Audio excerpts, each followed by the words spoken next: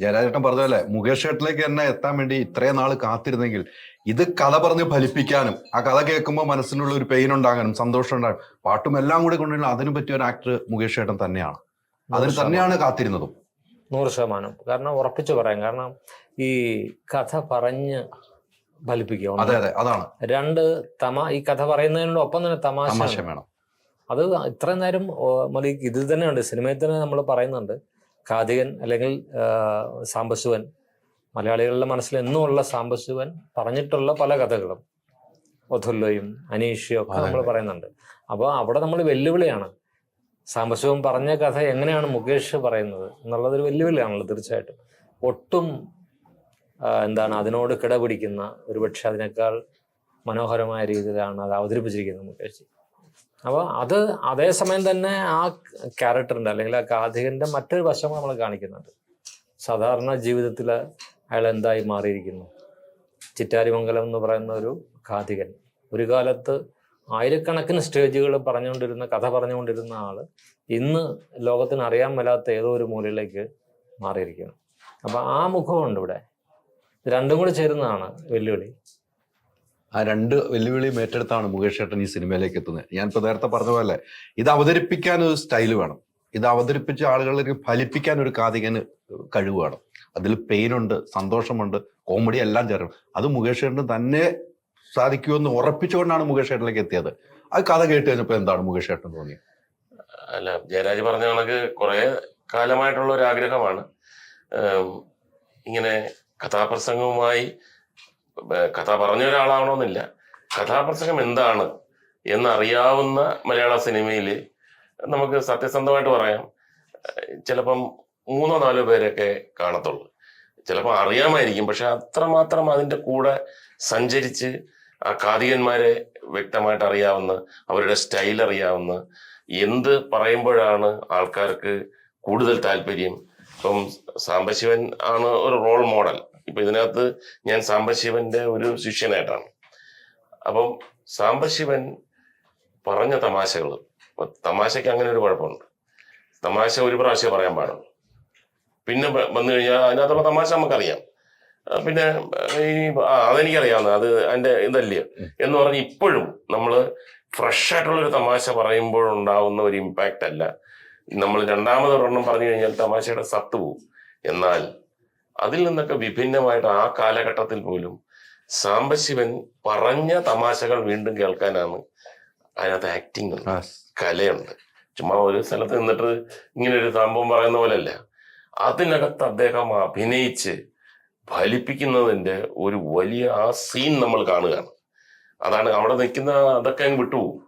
ഇപ്പം ഒരു കാതികൻ വിത്ത് ഓർക്കസ്ട്ര ഇങ്ങനെ നിന്നിട്ട് പറയുമ്പോൾ കാതികനല്ല നമ്മുടെ മനസ്സിൽ. അപ്പം ചില സന്ദർഭങ്ങളിലൊക്കെ ഇദ്ദേഹം ഒരു ഡയലോഗേ പറയത്തുള്ളൂ. ആ ഡയലോഗിന് വേണ്ടി നമ്മൾ കാത്തിരിക്കുകയാണ്. ഇപ്പം ഉദാഹരണത്തിന് ഒരു അടി നടന്നു ഒരു കഥയില്. ഗ്രാമത്തില് വലിയൊരാളിനെ ഒരു താഴ്ന്ന ജാതിക്കാരനെ അടിച്ചിരിക്കുകയാണ്. ഒരു ചായക്കടയിലുള്ള ഒരു സദസ്സാണ്. അപ്പൊ ചായക്കടയൊക്കെ നമുക്ക് തോന്നുകയാണ് അതിനകത്താണ് അയാളുടെ ഒരു മിടുക്കം എന്ന് പറയുന്നത്. അപ്പൊ സാംബശിവൻ ഒന്നും പറയുന്നില്ല, ചായ കുടിച്ചോണ്ടിരിക്കുക. ബാക്കിയുള്ളവരൊക്കെ ആരാരെയാണ് അടിച്ചിരിക്കുന്നതെന്ന് അറിയാവോ? ആരാരെയാണെന്ന് പറഞ്ഞാൽ അയാൾക്ക് അവന്റെ ആവശ്യമുണ്ടോ? അവൻ എന്തിനെന്ന് പറഞ്ഞത് ഇയാൾ ഇടയ്ക്കിടയ്ക്ക് ഇവിടെ വല്ലതൊക്കെ നടക്കും, ഇത്രേ വെക്കത്തുള്ളൂ ഇയാൾ വേറെ. അപ്പൊ ആ ഇവിടെ വല്ലതൊക്കെ നടക്കുമെന്ന് പറയാൻ വേണ്ടി ആളുകൾ കാത്തിരിക്കുകയാണ്. ബാക്കിയുള്ള കാര്യങ്ങളെല്ലാം പറഞ്ഞിട്ട് ഇടയ്ക്ക് ഇങ്ങനെ ചായ കുടിക്കുന്നതിന് വെച്ചിട്ട് ഇവിടെ എന്തെങ്കിലുമൊക്കെ നടക്കും.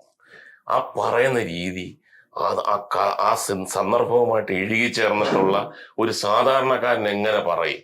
അതിനകത്തൊന്നും സ്റ്റൈലോ ജാടയോ ഒന്നുമില്ല. അപ്പൊ അതാണ്, ആ ഇമ്പാക്റ്റാണ്. ഇത് ഇനി ഒരു പ്രാവശ്യം കണ്ടു കഴിഞ്ഞാൽ ചിലപ്പോൾ ഒരു പക്ഷെ ഇതിപ്പോ അയാള് ഇവിടെ എന്തെങ്കിലുമൊക്കെ നടക്കുമെന്ന് പറയുമായിരിക്കും, അത്രയേ ഉള്ളൂ. പക്ഷേ അത് കാണാൻ ആഗ്രഹം, അത് കാണാൻ വേണ്ടി ജനങ്ങൾ നിൽക്കുന്നു എന്ന് പറയുന്നത് അത് പെർഫോമർ തന്നെ ആയിരിക്കണം. ഇപ്പം ഈ സിനിമയിൽ തന്നെ ഒരു പരിധിവരെയൊക്കെ എൻ്റെ ഓർമ്മയിലും എൻ്റെ ആ കാലഘട്ടത്തിലൊക്കെ ഉള്ള ഒരു ഇതും പിന്നെ അദ്ദേഹത്തിന്റെ കഥകളും അങ്ങനെയൊക്കെ കേട്ടും കണ്ടും ഒക്കെ വളർന്നൊക്കെ പറയുന്നു. അപ്പൊ ഞാൻ അത്ഭുതപ്പെട്ടു പോയ ഒരു സംഭവം, ഞാൻ 20 മിനിറ്റ് വരെ ഈ ഷൂട്ടിങ്ങിന് വേണ്ടി പറഞ്ഞു. അത് 20 മിനിറ്റ് സിനിമയിൽ കാണണമെന്നില്ല, 3-4 കഥ പറയുന്നുണ്ട്. 20 മിനിറ്റ് ആയപ്പം എൻ്റെ ഈ പ്രായത്തില് അല്ലെങ്കിൽ എൻ്റെ ഈ ആരോഗ്യത്തില് ഞാൻ ക്ഷീണിച്ച് അവശനായിപ്പോയി. ഒരാൾ ഒറ്റയ്ക്ക് നിന്ന് പെർഫോം ചെയ്യുമ്പോഴത്തേക്ക് പാട്ട് പാടുന്നു, തമാശ പറയുന്നു, കഥയിലേക്ക് പോകുന്നു, ചിരിക്കുന്നു, പൊട്ടിച്ചിരിക്കുന്നു, പൊട്ടിക്കരയുന്നു. 20 മിനിറ്റ് കഴിഞ്ഞപ്പോഴത്തേക്ക് ഞാൻ അവിടെ കസേരയിലിരിക്കുകയാണ്. ഈ തരത്തിൽ 3 മണിക്കൂറാണ് ഒരു കഥ. അതെ അതെ അതെ. അത് 3 പ്രാവശ്യം ഒരു ദിവസം പറയണമെന്നുണ്ടെങ്കിൽ ഇവരെയൊക്കെ പ്രത്യേക സൃഷ്ടികളാണ്. സമ്പൻ മാത്രമല്ല, ആ കാലഘട്ടത്തിലുണ്ടായിരുന്ന ഇപ്പൊ ഹർഷകുമാറാണെങ്കിലും കൊല്ലംബാബു ആണെങ്കിലും തേവർതോട്ട സുമാരാണെങ്കിലും അയില ഉണ്ണികൃഷ്ണൻ, അങ്ങനെ എല്ലാ കാതികന്മാരെയും നമുക്കറിയാം. എല്ലാവരും അന്ന് സിനിമാ താരങ്ങളെ പോലെ ശരിക്കും പ്രശസ്തരാണ്. കാര്യം എന്ന് പറഞ്ഞാൽ പത്രങ്ങളിലെല്ലാം ഇവരുടെ ഫോട്ടോ എല്ലാ ദിവസവും വരും. അതെ അതെ. അപ്പൊ നമ്മൾ റോഡിൽ വെച്ച് കണ്ടു കഴിഞ്ഞാൽ തന്നെ, ടി വി ഒന്നും ഇല്ലല്ലോ, റോഡിൽ വെച്ച് കണ്ടു കഴിഞ്ഞാൽ തന്നെ നമ്മൾ മനസ്സിലാക്കുന്നത് സിനിമാ നടനെയും കാതികനെയാണ് നമ്മൾ മനസ്സിലാക്കുന്നത്. ഇപ്പൊ നാടകത്തിലുള്ള വലിയ നടന്മാരാണെങ്കിൽ പോലും അവരുടെ ഒന്നും എല്ലാ ദിവസവും പേപ്പറിൽ വരത്തില്ല. ഇത് എല്ലാ ദിവസവും കാശ് മുടക്കി ഇന്ന ദിവസമാണ് എന്ന് പറയുന്ന സ്റ്റാർസ് ആയിരുന്നു. അപ്പൊ അങ്ങനെ ഒരു കാലഘട്ടം ഇനിയും വരണം. കാര്യം കഥാപ്രസംഗം എന്ന് പറഞ്ഞാൽ ഒരു കാതികന്റെയോ അല്ലെങ്കിൽ അതിലെ ഓർക്കസ്ട്രയുടെ കാര്യമില്ല, ഒരു രാജ്യത്തിന്റെ, ഒരു നാടിന്റെ സ്പന്ദനമാണ്. ആ നാടിന് എന്ത് നടക്കുന്നു. ഇപ്പൊ ഒരു നോവൽ വായിച്ചു കഴിഞ്ഞാൽ ഒരു നാടിനെ പറ്റി അറിയാം എന്ന് പറയും. ആ നോവൽ വായിച്ചു കഴിഞ്ഞാൽ ആ നാടിന്റെ ഒരു വിശദ വിവരങ്ങളൊക്കെ അറിയാം. അതിനെക്കാട്ടി 4 ഇരട്ടിയാണ് ഒരു കാതികൻ നിന്ന് കഥ പറഞ്ഞു കഴിഞ്ഞാൽ ആ നാടിന്റെ സ്ലാങ്, തമാശയുടെ രൂപം, സീരിയസിന്റെ രൂപം എന്നൊക്കെ പറഞ്ഞിട്ട് ആ നാട്ടിലേക്ക് നമ്മളെ കൊണ്ടുപോവാണ്. ഇനി ലോക ക്ലാസിക് ആണെങ്കിലും നമ്മൾ കാണുകയാണ് കൊട്ടാരങ്ങളും എങ്ങനെയാണ് യുദ്ധം ചെയ്യുന്നതെന്നും ആ യുദ്ധ ഫീൽഡ് എങ്ങനെയാണെന്നും ഒക്കെ നമ്മൾ കാണുകയാണ്. വിഷ്വൽസ് തരികയാണ്. അപ്പൊ അതിനകത്തുനിന്ന് നമുക്ക് ഒരു പ്രത്യേക ലോകത്തിലേക്ക് പോവുകയാണ്. അത്ര ശക്തമാണ് കഥാപ്രസംഗം. അപ്പൊ അതിനകത്ത് ഇങ്ങനെ ഒരു റോൾ എടുക്കാൻ കഴിഞ്ഞത് തന്നെ ഒരു ഭയങ്കര ഭാഗ്യമാണ്. അല്ല, മുകേഷ് ചേട്ടന് ഇത്ര നാള് മുമ്പ് കഥ കേട്ടിട്ടും പിന്നീടും ഇത് ചെയ്യാൻ എത്ര നാള് കാത്തിരുന്നാലും ചെയ്യാമെന്ന് മുകേഷ് ചേട്ടൻ പറഞ്ഞ ഒരു മനസ്സ്, ജയരാജേട്ടൻ കാത്തിരുന്ന ഒരു മനസ്സ്. അപ്പൊ ഈ സിനിമയുടെ വലുപ്പമാണ് ഞാൻ മനസ്സിലാക്കിയത്. ഇത് സിനിമ പ്രേക്ഷകർക്ക് എത്തേണ്ട സിനിമയാണെന്ന് കണ്ടറിഞ്ഞാണ് രണ്ടുപേരും ചെയ്തതെന്ന് എനിക്ക് തോന്നുന്നില്ല. നമുക്ക് ആ റോള് ചെയ്യാനുള്ള ആരോഗ്യം വേണം. അപ്പൊ നമ്മളിപ്പം കാത്തിരിക്കുന്നതിന് ഒരു പരിധിയുണ്ട്. ഇതൊക്കെ ബ്രിമാണ്. നമ്മള് അതിനകത്ത് ഇപ്പൊ സാംബശിവനെ പോലുള്ള ഒരാളെന്നൊക്കെ പറഞ്ഞ് ഇനി ജനിക്കണം. ആ കാലഘട്ടത്തിലൊക്കെ ഉള്ള ഒരാൾ ഇനി ഒന്നും അങ്ങനെയൊന്നും ഇല്ല. ഇപ്പൊ അതിനിടയ്ക്ക് അദ്ദേഹം സിനിമ ചെയ്തിട്ടുണ്ട്. അപ്പൊ എനിക്ക് ഓർമ്മ എന്ന് പറഞ്ഞു കഴിഞ്ഞാൽ അദ്ദേഹം പല്ലാങ്കുഴി എന്ന് പറഞ്ഞ സിനിമയാണ് ചെയ്തത്. രാത്രിയിൽ നോ ഷൂട്ടിങ്, വൈകുന്നേരം 5 മണി വരെ ഉള്ളു ഷൂട്ടിങ്. രാത്രി 3 പരിപാടിയാ, പിന്നെ കറങ്ങി വന്ന് രാവിലെ വീണ്ടും ഷൂട്ടിങ്. ഇവിടെ ഒരു നടൻ സിനിമയിൽ പ്രത്യേകിച്ചും എന്തെല്ലാം ശ്രദ്ധിക്കണം. കണ്ണിന്റെ അവിടെ കറുപ്പ് കാണാനും മറ്റേതും സൗണ്ട് ശരിയായിരിക്കണം, മുടി ശരിയായിരിക്കണം, അങ്ങനെ നേരത്തെ കിടന്നുറങ്ങണം, രാവിലെ എണീറ്റ് എക്സർസൈസ് ചെയ്യണം, എന്നിട്ട് മുഖം എന്തൊക്കെ ചെയ്യാമോ അതെല്ലാം ചെയ്ത് ഗംഭീരമാക്കി വെക്കുന്ന സ്ഥലത്താണ് ഇദ്ദേഹം രാത്രി മുഴുവൻ നോ സ്ലീപ്പ്, രാവിലെ വന്നിട്ട് വീണ്ടും മേക്കപ്പ് ഇട്ടിട്ട് ഒരു കഥ പറയുന്നത് പോലെ അദ്ദേഹം അഭിനയിക്കുന്ന ഒരു സംഭവമാണ്. അത്രമാത്രം പാഷനറ്റ് ആയിരുന്നു. അത് കഥാപ്രസംഗം വിട്ടിട്ടുള്ള കളിയില്ല. സാംബശിവനെ പറ്റി പറയുമ്പോൾ അദ്ദേഹം KPSC നടനായിരുന്നു. KPSC നടനായിട്ട് വിളിക്കുമ്പോൾ തന്നെ ഒരു കോൺട്രാക്റ്റാണ്. അന്ന് എല്ലാ ദിവസവും പരിപാടിയില്ല. എന്ന് കഥാപ്രസംഗം ഉണ്ട്, അന്ന് നാടകത്തിന് വരത്തില്ല. അദ്ദേഹം പ്രധാന റോളാണ് അഭിനയിക്കുന്നത്. അപ്പൊ ആ KPSC കഥ എഴുതിയിട്ടുണ്ട്. ഒരു അന്ന് ഗൾഫ് ടൂറൊന്നും ഇല്ലല്ലോ, വടക്കേ ഇന്ത്യൻ ടൂർ. എല്ലാരും ഇങ്ങനെ റെഡിയായി നിൽക്കുകയാണ്. അപ്പൊ സഭമെന്ന് പറഞ്ഞു, നിങ്ങളുടെ ടൂറിന്റെ ഇടയിൽ എനിക്ക് 3 പരിപാടിയുണ്ട്, ഞാൻ വരില്ല. കഥ വിട്ടിട്ടുള്ള കളിയില്ല. അപ്പൊ അതൊക്കെ ബൈ ബർത്ത് കഥാപ്രസംഗക്കാരനായിട്ട് ജനിച്ച ആളാണ്. ആ കഥാപ്രസംഗത്തിന് അങ്ങനെയുള്ള ഒരുപാട് പേരും ഒരുപാട് ശ്രോതാക്കളും ആരാധകരും ഒക്കെ ഉണ്ടായിരുന്ന ഒരു കലാരൂപം ഇല്ലാതായി പോകുന്നതിന്റെ ഒരു വിഷമം. ഇപ്പം ഇതിനകത്ത് ചിറ്റാടീശ്വരം ചന്ദ്രസേനൻ എന്ന് പറഞ്ഞ കാതികനാണെന്ന് പറയാൻ തന്നെ താല്പര്യമില്ല. അദ്ദേഹത്തിന് ഉണ്ണിമൂന്തൻ തിരക്കി വരുമ്പം ആര് പറഞ്ഞു ഞാനൊന്നുമല്ല എന്ന് പറയുന്ന ഒരു നിരാശയിലേക്ക് ഒരു കാതികൻ എത്തപ്പെടുകയും, എന്നാൽ മനസ്സിലാകത്ത മുഴുക്കെ ഈ സുവർണകാലം ഇനിയും വരണം എന്ന് പറയുന്ന ഒരു വലിയ വേറെ തരത്തിലുള്ള ഒരു മെസ്സേജും കൂടാണ് ഈ സിനിമ പറഞ്ഞേക്കണേ. ഈ പറഞ്ഞ പോലെ ഒരു കാര്യം പറയാം. ഈ സാംബശിവനായിട്ട് പറഞ്ഞപ്പോഴേ ഞാൻ ഷേക്സ്പീരിയൻ നാടകം ഒഥല്ലോ ഉം. കളിയാട്ടമായിട്ട് ചെയ്യണം എന്ന് ആഗ്രഹിച്ചത് ഉം, ഉം, ചെറിയ കുട്ടിയായിരുന്ന കാലത്ത് ഉം. ചങ്ങനാശ്ശേരി പെരുന്ന അമ്പലത്തിൽ. ഉം, ഉം. അപ്പൊ ഒരു കൊച്ചുകുട്ടി ഒരു വെളുപ്പിനെ 2 മണിക്ക് ഉറങ്ങുന്ന സമയത്താണ് കഥ കേൾക്കുന്നത്. ആ ഒരു ഓർമ്മയിലാണ് ഞാൻ ഈ കഥ. ഉം, ഉം, അന്നും അപ്സരസാണ് എൻ്റെ ഡെസ്റ്റോണും ഉം, ഉം. ഇയോഗോയും ഡെസ്റ്റിമോണയും റോഡ്രിഗോയും എല്ലാം നമ്മളുടെ മനസ്സിലോട്ട് തമാശയായിട്ടും സീരിയസ് ആയിട്ടൊക്കെ അങ്ങോട്ട് കയറുകയാണ്. അവസാന രംഗം ഡെസ്റ്റിമോണെ കൊല്ലുന്ന രംഗം, ഒഥല്ലോ മരിക്കുന്ന രംഗം, എല്ലാം നമ്മളിങ്ങനെ ഒരു സ്വപ്നം പോലെ മനസ്സിലോട്ട് കയറി. എത്രയോ കാലത്തിന് ശേഷമാണ് ഞാൻ ഈ സിനിമ ചെയ്യുന്നത്. സിനിമ ചെയ്യുമ്പോൾ ഞാൻ റെഫർ ചെയ്തത് ഷേക്സ്പീരിയൻ നാടകത്തെക്കാൾ കൂടുതൽ സാംബശിവന്റെ കഥാപ്രസംഗമായിരുന്നു. ഓ. അപ്പം അത്രമാത്രം ഏത് കൂലിക്കാരെയും പാടത്ത് പണിയെടുക്കുന്നവനും എല്ലാം ആ കാലഘട്ടത്തിൽ ലോക ക്ലാസിക് മുഴുവൻ അറിയിച്ചത് വരാ. കൊല്ലം ബാബുവിൻ്റെ ടെസ്, ഇത് ഷേക്സ്പീരിയൻ നാടകങ്ങൾ മുഴുവൻ ഒരുപക്ഷെ ഇദ്ദേഹത്തിലൂടെ, ടോൾസ്റ്റോയുടെ അന്നാ കരീനിന, പിന്നെ ബംഗാളി നോവലുകൾ, ഇതെല്ലാം ഇവർ കൊണ്ടുവരികയാണ്. സാംബശിവനും കൊല്ലം ബാബുവും കടാമംഗലവും എല്ലാം കൊണ്ടുവന്ന്. അപ്പം സാധാരണ മനുഷ്യനിലേക്ക് ലോകത്തെ മുഴുവൻ അവതരിപ്പിച്ചവരാണ്. ഏറ്റവും വലിയ വിപ്ലവമാണെന്ന് തന്നെ പറയാം തീർച്ചയായും കലയുടെ കാര്യത്തിൽ. അതില്ലാതായി മാറിയിരിക്കുകയാണ്. അതില്ലാതാകുന്ന അവസ്ഥയിൽ ആത്മസംഘർഷം മുഴുവൻ ഉൾക്കൊണ്ട് വെറും ഒരു സോമലിൽ ജോലിക്കാരനായി മാറുന്ന ചിറ്റാരിമംഗലം, അതാണ് മുകേഷ്. അതേ സമയത്ത് നേരെ നമ്മൾ തിരിച്ചു വരുമ്പോൾ കഥ പറയുകയാണ്, ചിരിപ്പിക്കുകയാണ്, അവരെ ഇമോഷന്റെ വല്ലാത്ത അവസ്ഥകളെ കൊണ്ട് എത്തിക്കുകയാണ്.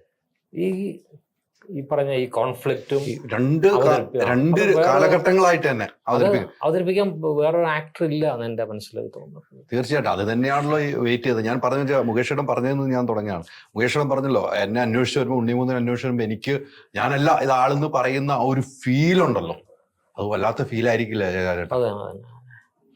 അതുപോലെ ഒരു രംഗം കൽക്കട്ടയെ കുറിച്ച് പറയുന്നുണ്ട്. അതും സാംബശിവൻ പറഞ്ഞിട്ടില്ല, കൽക്കട്ട വർണ്ണിക്കുന്നുണ്ട്. അവിടേക്ക് പോകുന്ന ഒരു കുട്ടിയുടെ കഥയും കൂടെ നമ്മൾ ഇതിനകത്ത് പറയുന്നുണ്ട്. എങ്ങനെയോ അറിയാതെ ചെയ്തു പോയൊരു തെറ്റിൽ കൽക്കട്ടയുടെ തെരുവിൽ നിന്ന് വലിച്ചെറിയപ്പെട്ട് നമ്മുടെ നാട്ടിൽ വന്ന് ആ മലയാളമൊക്കെ പഠിച്ച് തിരിച്ച് അങ്ങോട്ട് തന്നെ പോവുകയാണ് അവൻ. കാരണം 18 വയസ്സിന് ശേഷം അവനിവിടെ നിൽക്കാൻ പറ്റില്ല. കാരണം ഒരു ചിൽഡ്രൻ ഹോമിലും 18 വയസ്സ് കഴിഞ്ഞാൽ പിന്നെ നിർത്താൻ പറ്റില്ല. അപ്പം അവൻ തിരിച്ചു പോകുന്ന അന്തരീക്ഷം കാതികൻ പറയുന്നുണ്ട്, പാടുന്നുണ്ട്. അത് ശരിക്കും ജീവിതവുമാണ്, കഥയാണ്, രണ്ടും കൂടെ മിക്സ് ചെയ്യണം അവിടെയാണ് ഒരു ആക്ടർ എക്സ്ട്രാ കോൺട്രിബ്യൂഷൻ. നമ്മളിപ്പം കഥാപ്രസംഗക്കാരന് അല്ലെങ്കിൽ അദ്ദേഹത്തിന് കഥ പറഞ്ഞാൽ മതി, ഇത് യഥാർത്ഥ ജീവിതം കൂടെ അതിനകത്ത് മിക്സ്ഡായി കയറുകയാണ്. അവിടെയാണ് ഒരു പെർഫോമറുടെ പീക്ക്. സിനിമ അവസാനിക്കുന്ന രംഗങ്ങളിൽ ഒന്നാണത്. ഭയങ്കര ഒരു ഇമോഷണൽ, അത് പ്രഷർ മനസ്സിലേക്ക് ആഴത്തിൽ തട്ടുന്ന ഒരു കഥ തന്നെ, അത് മാറില്ല, ഒരു മാറ്റവും ഇല്ല അല്ലെ. അത് അങ്ങനെയുള്ള സിനിമകൾ കണ്ടിറങ്ങുമ്പോൾ പ്രഷർ മനസ്സിലുള്ളപ്പോൾ ആ സിനിമകൾക്കാണ് വിജയങ്ങൾ ഉണ്ടാകുന്നത്. എന്നും അന്നും ഇന്നും വിജയങ്ങൾ ഉണ്ടാകുന്നത് അത് തന്നെയാണ്.